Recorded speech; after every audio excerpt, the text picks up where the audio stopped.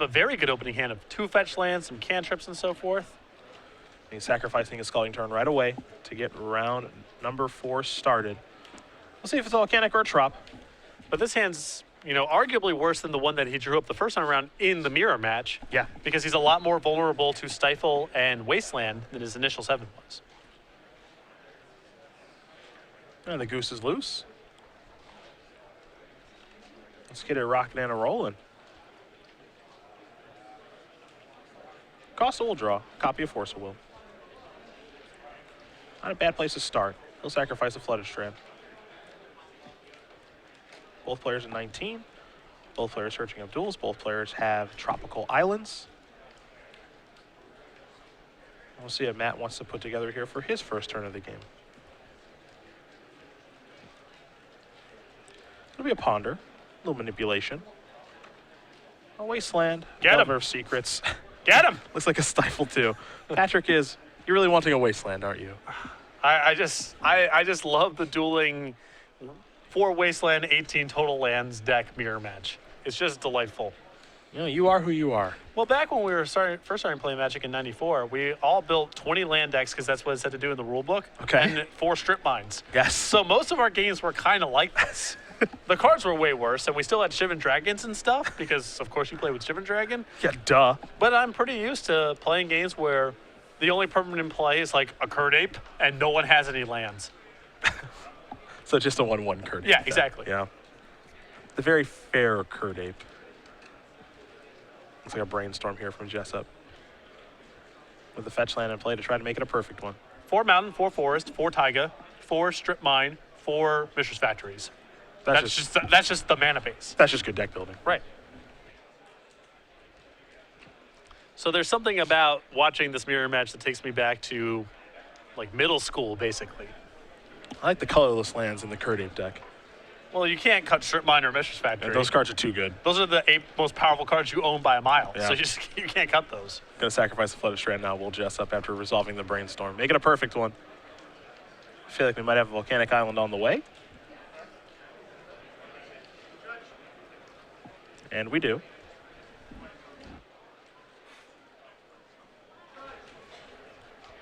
I think Eugene Harvey was the first one to suggest maybe you're not supposed to play 4 factories and like 22 lands, and we just laughed at him. What, what an innovator. So far ahead of the curve, even in the 8th grade. Yep. I think we're doing this wrong. Oh, shut up and just Yep. cast your dragon. Yep. Wasteland the draw. So the Wasteland on Costa's side of the table has gotten quite a bit worse here Yes. because you really want to be wastelanding when you're ahead on the board, not behind. So instead he is brainstorming. Has found a copy of Chain Lightning among other options. 2 cards will be going back, and I imagine a Polluted Delta will be sacrificed here shortly.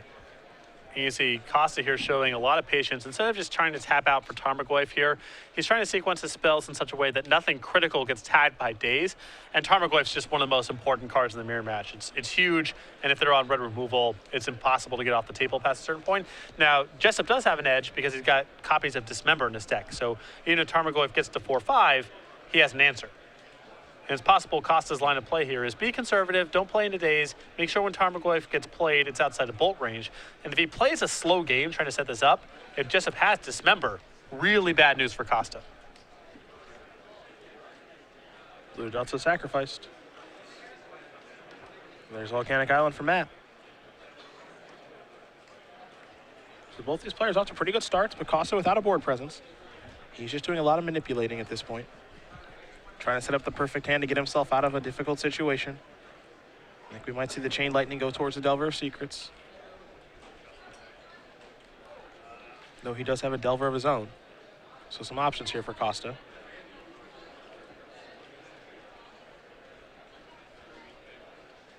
he's just going to pass the turn back. Yeah. I think Costa is saying, my hand's good enough here that I can afford to take some hits here and just never get anything dazed. Jessup took a look with the Delver, but it was not something to flip it. Looked like he picked up a copy of Tarmogoyf for the turn. Looks like he's going to begin with a Ponder. Ponder's going to resolve. So let's take a look at 3 cards. Wasteland is 1, Goyf is 2, Daze is 3. Get him. Not bad. Patrick is imploring Danny to get him. Get him. Yep. You got dazed too. Yeah. It's really good. It's really good with Strip Mime. He has it all.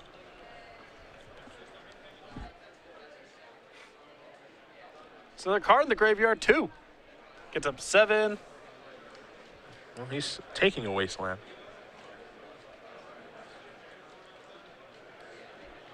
Of course, the question, of course, is when to use this Wasteland. Well, I think you're... I guess he's going to just do it up front. I think I would have preferred just to do it after combat, because Costa could be in a spot here where he says, well, I'm not going to bolt now because I'm playing around days. But once you expose the Wasteland, he might feel like he has to do it regardless. Doesn't matter too much in the scheme of things. Gonna go to Tropical Island. There's a Stifle.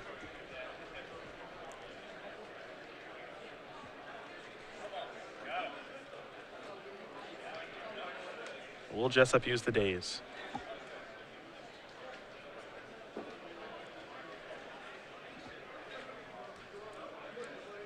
He's gonna float a mana. Smart. Doesn't want to get dazed. Yep. Yep. All these small interactions. Maybe he won't float now. Just pick up his Volcanic Island. All right. Daze wins. Wasteland wins. Both players stuck on one land. But again, Jessup is the one with the board presence. Yep. And approaching 7 cards in his graveyard, too. And with the Dismember in hand, has an answer to Tarmogoyf if that's what Costa's playing towards. There's Wasteland. Get him. Get him! Got him. Yep. Chain Lightning. Get your Delver out of here. Costa has really set himself up into this position. Right, although I don't know if he has green mana in his hand. I think that's the issue. He may be down to just Wasteland Volcanic. And his Tarmogoyf's not even good if he gets to it because of the Dismember. And because of that Daze that Jessup just drew. Although, he can just get him. Yeah. Hard to say no. He has been gotten. Costa, Delver, pass it. In. Yep, that's fine. 2 permanents to 1, pretty big advantage. Are we flipping? Not yet. That Costa has 2/3 of the permanents in play. Costa will serve for 1 point of damage here. Fast that turn back. Costa needs that Delver to flip so he can trade with the Mongoose. Mongoose will come over for 3 more yet again. Will Delver flip? The answer is yes. It's a ponder. And Costa's definitely just looking to trade here. Oh, He's yeah. not trying to race at all. He will cast that ponder. It will resolve. Matt will take a look at 3 cards. Blue to Delta is one of them. That's a second land for him. Hard to pass that up, and he won't. He'll sacrifice that Delta now. Doesn't have to worry about Stifle. I imagine we'll have a Tropical Island on the way. There is the blue-green dual land. Matt Costa very, very comfortable playing this deck and in the mirror match. Has taken a very patient pacing with this game. There's an Immel Mongoose. He can serve with a Delver now because Mongoose can't be killed via Lightning Bolt or any nonsense like Dismember. It's also a 3/3 right now given the size of Costa's graveyard, so he can trade with Danny's. Danny's draws a Lightning Bolt. That's not going to help. He'll attack. Costa will block, of course. There'll be a passing of the turn. Costa has all of the permanents in play, all 3 of them. Yeah, attack for 3 now. How about a Tarmogoyf? Sounds good. As we mentioned at the top of the round, often these games end with someone having no permanents in play. Indeed. Now, Jessup drew a very important card here. He drew a copy of Volcanic Island, which turns on his Lightning Bolt. That's mighty important for him, as that's one of the few ways he can win this game is running Lightning Bolts. Yeah, he can cast Bolt right now and hope that he rips a Bolt and Costa can't counter it. Now, what's interesting here is he's got a Dismember and a Lightning Bolt in hand. Those are also answers to what's in play. He can Dismember that Tarmogoyf. He can Lightning Bolt that Delver Secrets. But am I supposed to just go upstairs and ignore? Or am I supposed to kill your creatures? I think it's just pretty hopeless to try to pay 4 life for a Dismember. He loses to all the same cards. He's not baiting a Daze regardless here. He does have a Daze in his hand as well. So now he has to make a really difficult decision of if I'm supposed to try to kill these creatures or if I'm supposed to just Lightning Bolt you and then hope to peel another Lightning Bolt to win the game. I think Lightning Bolt is on top of Danny's deck is higher odds than I kill the Tarmogoyf, then kill the Insect Aberration, then draw a Tropical Island for my Tarmogoyf, and all of this matters. They're both very, very low odds because Danny has to have a Bolt on top and both have to resolve, but I don't think he can win the game with the removal spells. I don't love his chance to win the game with the removal spells. But for number 5 on our Season 2 leaderboard, he's got to figure out what the best line of play is to give himself the best chance to win. He's going to try the dismember route. At least that's what he's reached for. He'll take 4 to cast and try to get Tarmogoyf off the table. Another tiebreaker for me in this whole sequence is it's very valuable to conceal that you have dismember in your deck. Sure. So even if the odds are the same, they're very, very low, I would still rather go down the lightning bolt path. There's Daze. Tarmogoyf's dead. Jessup is down to 7. Costa going to quickly untap and take a draw here. Picked up a copy of Force Will. That might be the check mark. Delver's going to come across. It's 4-4. Wasteland the draw here for Jessup. You can get him on the way out. There's never enough land destruction for you. Costa will draw. Copy of Stifle. In. Will Jessup try to fire off this lightning bolt now? Doesn't want to run in a daze, but almost has no choice. He'll go to 1. Costa's not going to move. Doesn't have to. Nope. Costa has a lethal lightning bolt in hand, but I don't have to cast it yet. Jessup going to draw. Costa says, how about in the upkeep, I'll lightning bolt you. This means you have to have it all, and Force of Will is not something that even works here. That's going to do it. Matt Costa's going to win game number 1 here over Danny Jessup. The Team Delver mirror goes to the player on the left after an expertly played game 1. Showed a lot of patience there, made sure that he just hit his land drops, didn't get exposed too badly to Stifle, and eventually he was able to flip the script, blow up all of Danny's stuff, and win with his leftovers. Very well executed game. Let's talk sideboards. That means let's talk Danny Jessup. 3 copies of Pyroblast, 2 copies of Gravedigger's Cage, 2 copies of Rough Tumble, a copy of Submerge, a Flusterstorm, an Ancient Grudge, a Sulfur Elemental, a Sylvan Library, a Life from the Loam, and a Spell Snare. I think you are going to see the Flusterstorm come in here. The copies of Submerge can be excellent in this kind of matchup. If Matt gets it all sloppy or Danny is just on the front foot, it can be very, very powerful here. I think the 1 copy of Life from the Loam will also come in this matchup, as Danny can try to establish a lock with that and Wasteland. Take a look at the other side of things here for Costa. He's got 2 Dismember, a Submerge, 2 Spell Snare, a Corrosion Grip, an Ancient Grudge, a Flusterstorm, 2 Rough Tumble, a Life from the Loam, a Pivot Needle, 2 Pyroblast, 1 Blue Elemental Blast, and 1 horribly written deck list. This is unacceptable. Sloppy. Really sloppy handwriting. Really bad. What do we like here if you can read it? Much the same deal here. The additional creature removal spells, the Dismember and the Submerge, are very good in this kind of matchup here. The Loam will come in, again, to try to establish a lock alongside Wasteland and the cheap counter spells. The Red Blast can potentially come in, though those cards are bad in a lot of spots when you're facing down Tarmogoyfs and so forth. Not very efficient. But the Flusterstorm is pretty potent in this matchup, good in a lot of spots. But both of these players are going to be doing roughly the same thing. More removal, more tempo plays, some more counter spells. This is our last event of Season 2, our last standalone event. Of course, we do have our Season 2 Invitational taking place in 2 weeks at the Origins Game Fair. So we'll talk about Season number 3 as we work our way through the summer, and starting off with the biggie, the Grand Prix. Yeah, we're very excited about that. We're going to have a promotion and more information during the broadcast about Grand Prix Charlotte. That's Modern, June 12th to 14th. Standard in Indianapolis. Then we go back to Baltimore for a Standard Open Series event. Chicago for the first time, July 18th and 19th. After Chicago, we go back to Richmond. A Legacy Open in Washington, D.C. A Standard Grand Prix in London, August 14th through 16th. A Modern Open Series event in Charlotte. And then the Season 3 Invitational in New Jersey. Standard and Legacy as the invitational formats, with a Standard 2-day $20,000 Open Series event, August 28th through 30th. You get to go home. Oh, yeah. Back to the Jersey. Right down the road from where I grew up. Should be a lot of fun. Season 3 going to be a pretty lengthy season. Take us all the way through the summer. Expect to see a lot of people out. No excuse. There's no school.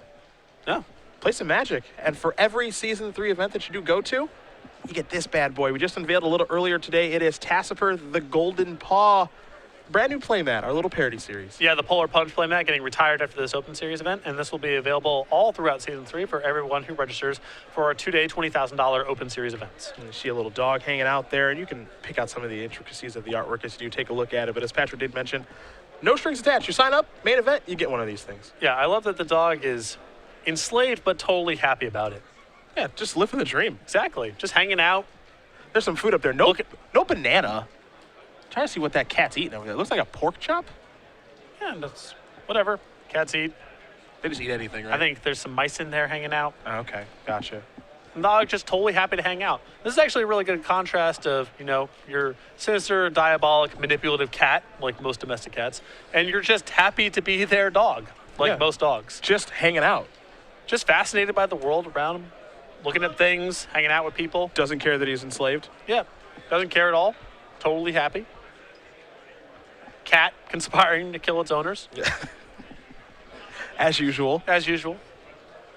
It just works on so many levels. Jessup will be on the play here for game number 2. Costa was able to win game number 1 after some very skillful play from the teamer Delvermeer. Jessup is happy with his hand, it seems. We're underway. Volcanic Island, a passing of the turn. No manipulation, no nothing. I smell a stifle. Oh, yeah. And Danny just pulling it to the front. Yep. Mac does not have a fetch line, though. He just has Tropical Island into a Nimble Mongoose. Like I said, just drawing the basics, the dual lands, rather, just so important. Jessup maybe going to fire off a Brainstorm. He'll actually just cast a Daze, float a mana, and get that Nimble Mongoose off the board. Important to keep that thing out of here. He'll draw. Does he have a Wasteland? Nope, just a Volcanic and a passing of the turn. Costa will draw. Picks up a copy of Flooded Strand. Stifle, a really high variance card in the mirror. Yeah. Although it's, I think on the balance, it's very, very powerful. Because there's just so few lands. It's hard to sit there all day long. The decks aren't good at just making their land drops naturally. Delver Secret's the play. Upkeep, gonna go after the land, will Costa. Jessup with the Stifle. He can stifle the Wasteland activation. Looks like that's what he's gonna do. That'll work. Now Danny gets to draw a copy of Dismember, 2 copies of that card in hand, and those are pretty painful, though they are very good. It's a removal spell that can answer Tarmogoyf almost no matter how long the matchup goes, because they're generally speaking are not permanent types other than, or card types rather, other than lands, creatures, instants, and sorceries. Yep. Not going to find enchantments or artifacts around these parts. It's very rare. I mean, there's a Sylvan Library in each player's sideboard. Maybe they brought it in, but Dismember should be good for the duration of the game, assuming Danny has a mana, which is not a given. Scalding Tarn was the play there for Jessup. Costa reveals Spell Pierce. Though that Spell Pierce is not in his hand just yet. That's actually on top of the deck. Because we are still in the upkeep. That's when you reveal for Delver, which means Jessup's going to sacrifice Scalding Tarn. Looks like that sacrifice is going to resolve. No Stifle here from Costa, so Danny gets to search up a land. Looks like it's going to be a Tropical. So we might see the Dismember here. Yep.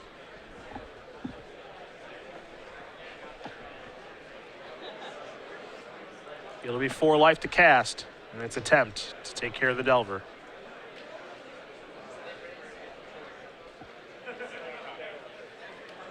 That'll work. Costa will draw the Spell Pierce now. He'll sacrifice his Flooded Strand very quickly. On the hunt for a Volcanic Island, so he has all colors of mana. There it is. We might see a Tarmogoyf here. Yeah, if he's acting on his main phase, it's the most likely scenario. He's actually just going to sacrifice, not have to worry about the Stifle. Yep. And opting not to cast the Tarmogoyf that he actually has in his hand. Yeah, we saw him last game just show a lot of patience playing around Daze. Much the same here. He's making his land drop, so is Danny. Game's going to go on for a long time, and not much of a rush to just run something in. Flooded Strand to play there for Jessup. Here's a Brainstorm. Pyroblast is going to go right after that. The way that Costa is playing his turns, his mannerisms, very confident in his decisions. Yeah. It looks like his mind gets made up ahead of time. Yeah. And then he acts. There's a Goyf. See Costa's hand. Spell Pierce, 2 bolts. Jessup knows about Spell Pierce from the Delver reveal, so casting Disfigure right now, Dismember, not a good idea.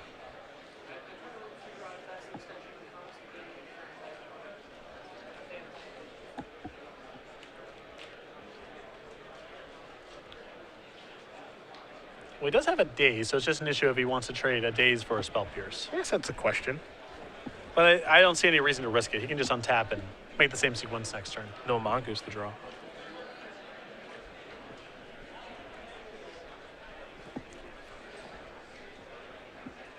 There's a Dismember. 4 more life paid. Phyrexian mana, very powerful. And now, a Nimble. And passing of the turn. Costa, let's see what he draws.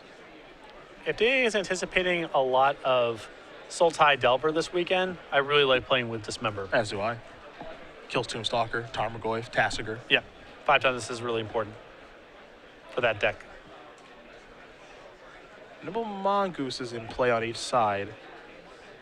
Looks like Jessup has 6 cards in his graveyard. Looks like Costa does as well. Yep. Though both players with fetch land in play. Yep. Though Danny kind of has to be the one sitting here for the time being because of the way the damage race looks. Wasteland will take care of Tropical Island. Passing of the turn. If Danny attacks, Costa most likely just says no blocks and try to race back. Costa has found Lightning Bolt number 3. Jessup will block. Jessup's draw, another copy of Nimble Mongoose. That's going to resolve. Costa, a Tarmogoyf. He'll sacrifice Flooded Strand. Always loving Legacy. You sacrifice a fetch land against a Delver deck. You say, is this okay? Yep. Give them the look. They say, that's fine. I have no Stifle. Get yourself a Tropical. And try to deploy a Tarmogoyf.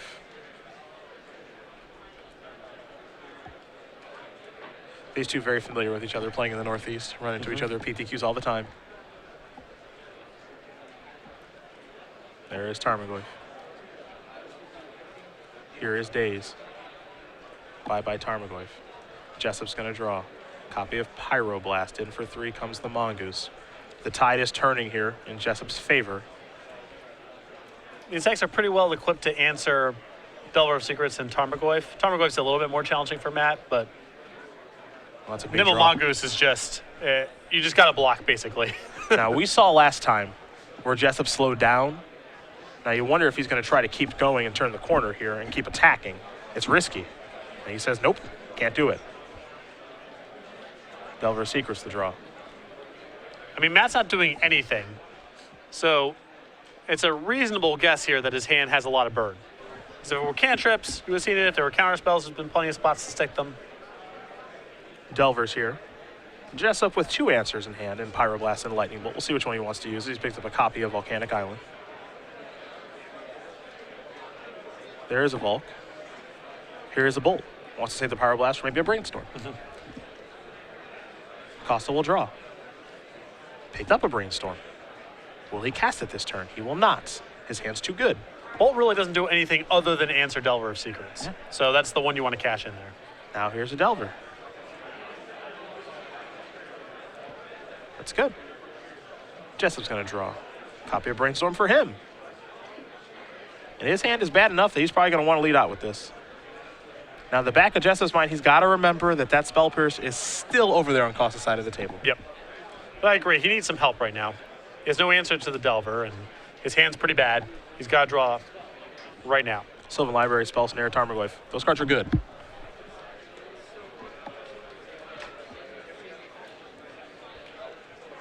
Looks like he's going to put some lands back.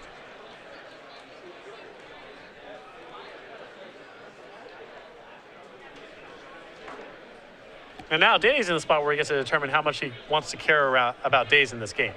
Pretty easy for him to Pyroblast the Delver of Secrets. He's still got 2 mana up. I mean, we can see a turn like Pyroblast your creature, play Tarmogoyf, move forward. But as you said, it depends on how much he cares about a card like Daze. There's the Pyroblast, pass turn back. He clearly respects it. Costa will draw. Picked up a copy of Stifle. That could actually be good here. Danny could really use that land. Yep, that's going to get stifled. Puts him down to 10, too. Yeah, and Matt still sitting on these 3 bolts. And now if you're Danny, you know, your thought process is, all right, 1 bolt's scary. Probably has 2 bolts because he's not casting them because he's had no reason to cast them. And if Danny sacrifices this fetch land, he goes from 10 to 9. That's perfect. Yep. How about a Tarmogoyf? Brainstorm in response. Yep. 1 is a Trop. 2 is a Dismember. 3 is Polluted Delta. And the lands are actually kind of helpful here for Costa. I don't know if he wants both of them, but at least being able to get a second red source of mana allows him to cast 3 bolts over 2 turns if that comes up. Yeah. Before he was sort of in the spot where he would cast it over 3 turns. That's a lot slower. It gives Danny a lot more time to draw out of it potentially or find an answer, but now he can just do it at a moment's notice. Here's Dismember. Bye-bye Tarmogoyf. 11-10 in favor of Costa. He's cracking a fetch. And the tough part is, it's probably right. But this is awesome news for Costa. Yep. I mean, he's been gripping these 3 bolts for such a long time. You know, sometimes when you're playing Timber Delver, you're super happy to see your opponent go from 4 to 3. And Danny knows that as he's playing the deck as well. But from 10 to 9, that oftentimes doesn't matter that much, but it matters a lot right now. Jessup will draw a card, one to clear the top of his deck. Looks like he picked up a copy of Delver's Secrets. It's time for that Sylvan Library. Probably time for a Delver 2 with Spell Snare at the ready, but Costa's going to let it rip now. And he's got defense with the Spell Pierce in hand. Exactly. And if you're Danny and you're Lightning Bolt me now, oh God. My Delver, right? You met my Delver? Nope. You can see it. You can see the body language. He knows it's coming. Right. He has a Spell Snare, and even if he had a counter, you know, if it's Daze, Costa can pay for it, and if it's Pierce, he can pierce back. Yep.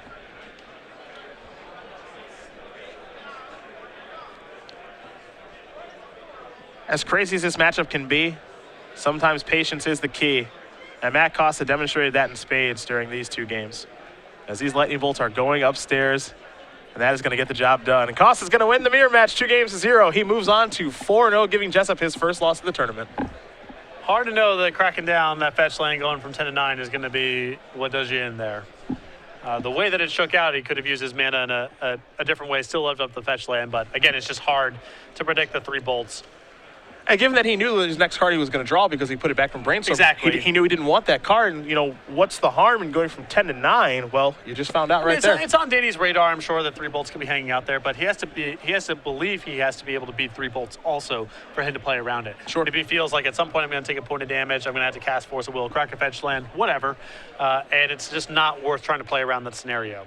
But as it stands, Costa with 3 bolts in hand, and now moves on to 4-0.